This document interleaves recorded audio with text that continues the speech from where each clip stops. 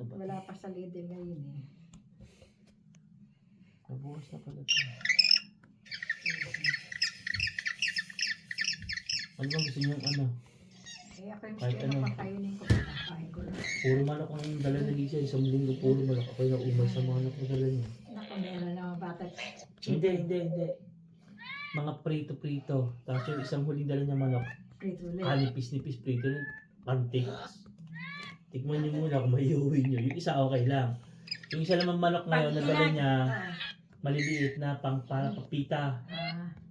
Yung pag sila nagluluto na Hindi nga sa binabalot sa mas makapal pa nga ang harina kaysa doon sa manok na inano eh. pag ini binabalot na rap, Sobrang pakaalat sa loob. hindi maalat.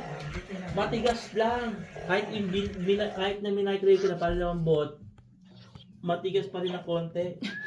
Tapos ang nipis-nipis ng manok, tapos mas pakapal pa nga yung harina kaysa sa manok eh. Ayun yung ulam namin, hindi si Kun ang nagtanong. Pag ang nagluluto yung Sa abroad